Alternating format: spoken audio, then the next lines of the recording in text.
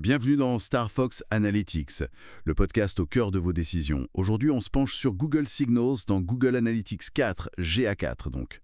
On va s'appuyer sur la doc technique pour bien comprendre. Notre mission, si on l'accepte, décortiquer l'outil, voir son rôle maintenant que les cookies tiers disparaissent, et puis bien sûr les implications RGPD, SNIL, tout ça. Surtout qu'il y a une date importante, Google Signals qui saute de l'identité de reporting le 12 février 2024. Ça rend notre discussion d'autant plus pertinente, je pense. Alors, allons-y. Le contexte, on le connaît un peu. L'RGPD en Europe, très strict sur le consentement pour les données perso. Oui. Et en parallèle, les navigateurs qui bloquent les cookies tiers. Ça rend le suivi classique, disons, plus compliqué. C'est exactement ça. Et face à cette situation, Google a poussé GA4 avec différentes réponses. L'anonymisation des IP, le Privacy Sandbox, et puis justement Google Signals. L'idée de Google, c'est de trouver un équilibre, continuer à mesurer, mais en respectant la vie privée. Enfin, en théorie. Alors, Google Signals, concrètement, qu'est-ce que c'est selon Google? Alors, Google dit, ce sont des données de session, elles viennent des utilisateurs qui sont connectés à leur compte Google et qui ont activé la personnalisation des annonces. D'accord. Pour faire quoi? Améliorer les rapports multi-appareils? Le remarketing? C'est ça? C'est ça. L'argument massu de Google, c'est on utilise des données agrégées, anonymisées. Donc, pas de données personnelles identifiables qui se baladent. Ce qui ferait que Signals respecte le RGPD. Sauf que, et c'est le point clé, ça ne marche que pour les utilisateurs qui ont dit oui à cette personnalisation des pubs. Ah, d'accord. Donc, si l'utilisateur n'a pas coché la case, Signals ne sert à rien pour lui. Exactement. C'est une condition sine qua non. Bon, imaginons que ce soit activé dans GA4.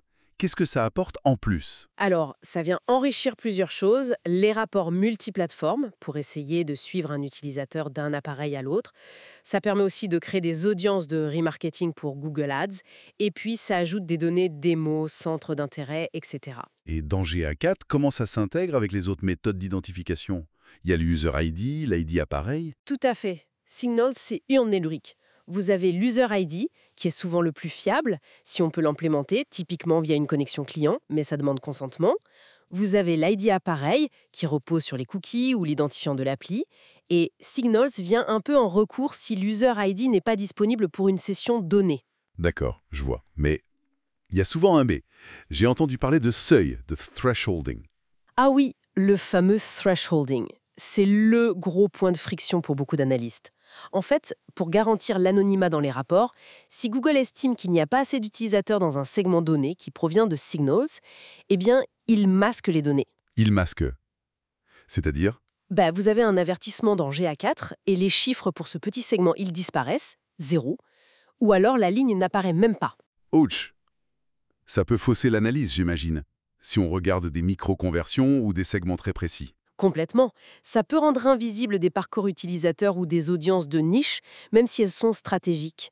C'est un peu frustrant, cet équilibre vie privée contre granularité. Et il y a d'autres limites techniques.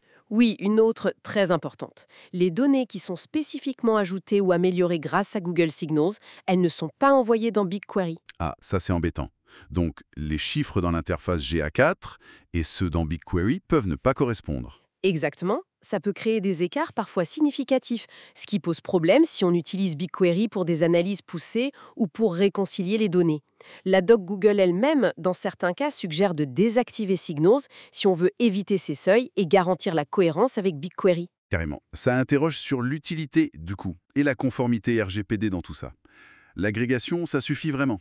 C'est la question. Non, l'agrégation, ça ne suffit pas à tout régler. Activer Signals, ça implique des devoirs très clairs. Premièrement, informer les utilisateurs. Très clairement, dans la politique de confidentialité, dire qu'on collecte ces données via Signals, même si elles sont agrégées. Et pourquoi? Et deuxièmement, et c'est crucial, obtenir le consentement. Un consentement explicite, préalable, surtout pour l'aspect publicitaire. Donc, il faut une CMP, une plateforme de gestion du consentement, bien configurée pour ça. Indispensable. Sans ce consentement clair et préalable, activer Signals, c'est prendre un risque de non-conformité RGPD. C'est aussi simple que ça. Bon, si on résume, Google Signals, une réponse à la fin des cookies tiers, qui utilisent les données des comptes Google connectés. Et qui ont accepté la personnalisation pub. Exact. Mais son efficacité est limitée par ce besoin de consentement. et puis par ces seuils qui peuvent cacher des informations. C'est ça. La conformité RGPD demande un effort actif, transparence et consentement. Et les limites techniques, comme les seuils ou l'absence d'ambiguïté, plus le fait que ça va être retiré de l'identité de reporting, tout ça pousse à se demander, est-ce que ça vaut vraiment le coup? Quelle est la valeur ajoutée réelle? Ce qui nous amène à une dernière réflexion pour nos auditeurs. Face à tout ça, ces limites, ce retrait annoncé, cette complexité de conformité, quelle place reste-t-il vraiment pour SignalZone? Surtout quand on compare à d'autres stratégies B2C. Renforcer la collecte first party avec un bon user ID ou bien optimiser le Google Consent Mode pour essayer de modéliser les données manquantes? C'est une vraie question stratégique. Merci d'avoir écouté StarFox Analytics. Pour aller plus loin, téléchargez nos guides sur starfoxanalytics.com. À bientôt.